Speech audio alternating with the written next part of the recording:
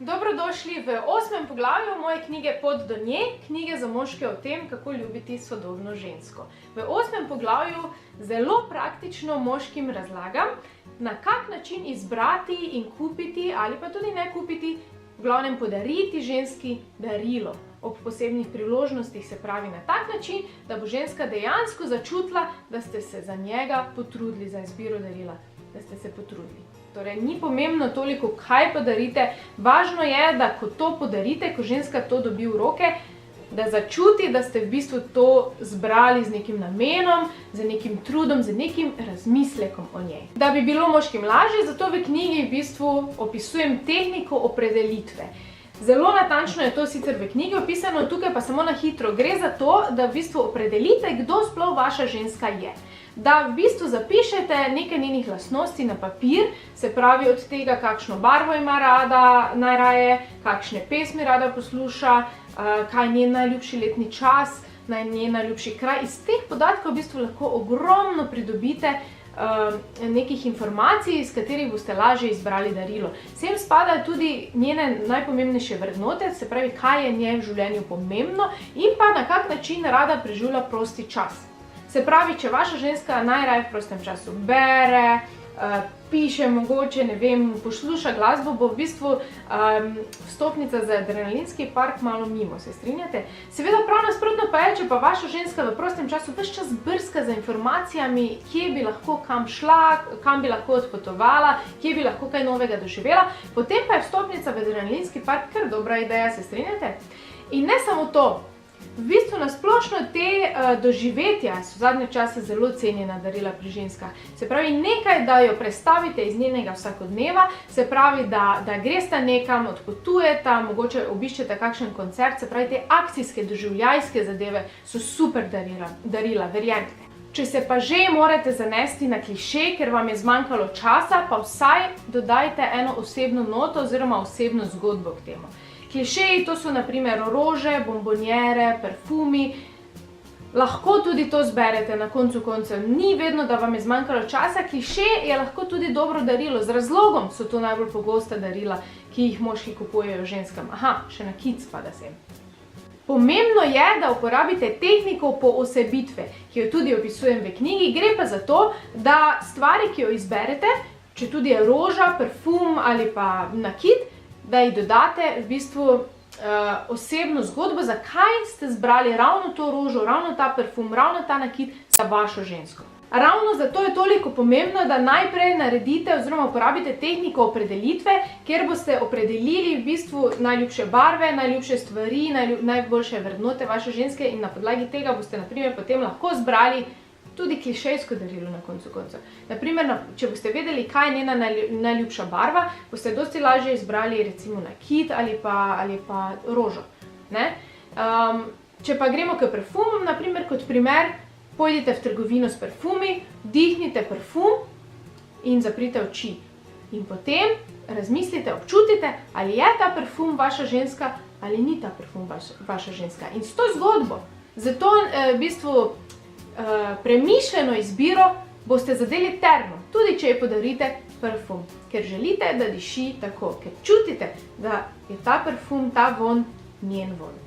Potem pa obstaja še tehnika razpršitve tveganja, ki je tudi zelo zanimiva, še posebej po določenem času, ko v bistvu zmanjka idej za ultimativna, edinstvena darila.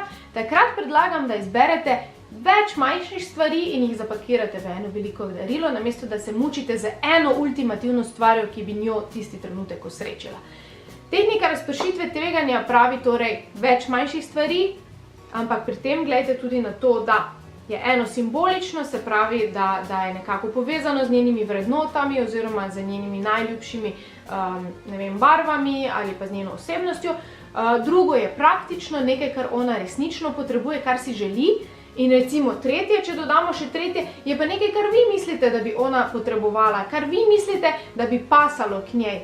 Spet imamo tukaj zgodbo poosebitve. In kako bi lahko ženska ne bila navdušena nad takšnim darilom, v katerega ste toliko premisleka vložili in toliko časa. Seveda obstajajo ženske, ki niso in nikoli ne bodo zadovoljne s tem, kar jim boste podarili, ampak kaj naj rečem, takšnim ženskam ni pomoči. Vseeno pa upam in si želim, da je na svetu večina takšnih žensk, ki zelo, zelo cenimo moški trud pri izbiri daril za posebne priložnosti. In zato je absolutni joker pri podarjanju daril moškega ženski vaše osebno narejeno darilo. Pri tem, da se ne ustrašite zdaj, ne rabite biti likovni umetnik ali ne vem kaj vse, preprosto samo vzamete si malo časa, vzamete listek in na listek napišite osebni kupon vaše storitve, vaše posebne, z ljubeznijo napolnjene storitve. Naprimer, lahko ji daste kuponček za masažo, lahko ji daste kuponček za romantično večerjo, ki jo boste skuhali. Obstaja tudi to, da ji daste kuponček en teden bo vse po tvoje. Ne upate si jih, ha? Ampak veste, koliko je to v resnici vredno? Da moški v bistvu ženski podari sebe. To je nekaj najlepšega. Seveda pa prav nasprotno obstaja tudi absolutni party breaker. In to niso gospodinjski aparati, kot bi sedaj uspeli pomisliti, kajti nekatere ženske cenijo pripomočke, naprimer v gospodinjstvu, ker je pač to njihova vrednota, ker rade kuhajo, ker rade skrbijo za dom. Ne, torej niso gospodinjski aparati, kot je sedaj jasno. To je denar. Dragi moški, prosim, ne podarjajte nam denarja v kuverti, zavitega okoli rože, zatlačenega v nek origami. Prosim, ne delajte tega. Preprosto ne davajte nam denarja z stavkom, jaz ti dam denar, ne vem, kaj bi ti kupil, kupi si nekaj sama, ti najboljše veš. Ker s tem ste v prevodu, ki ga bo ženska inštalacija pač ženski razgrnila, povedali, draga moja, ne da se mi ukvarjati s tem, kaj imaš ti rada, prepuščam tebi, to je moj minimalni trud in tu imaš.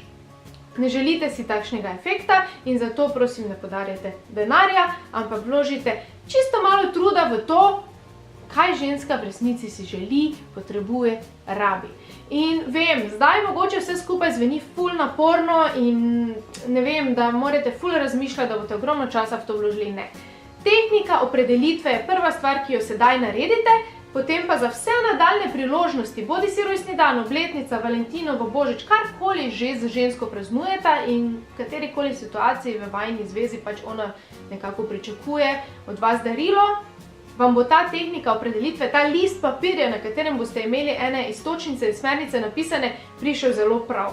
Potem pa upoštevajte še druge smernice, se pravi tehniko poosebitve, kjer daste osebno zgodbo, zakaj ravno to, ravno njej, in pa tehnike razpršitve tveganja, se pravi, da zberete 3 stvari in ena bo zagotovo prava in izogibajte se podarjanja denarja v kuverti. Tako, to je to. Na tak način boste ženski dali občutek, da ste za njo se potrudili, da ste pomislili in da je to darilo nekaj vredno. Dodali boste mu dodano vrednost in ženske to zelo cenimo. Vaš trud, vaš čas, v katerem ste razmišljali o nas. To zelo cenimo, resnično, verjemite.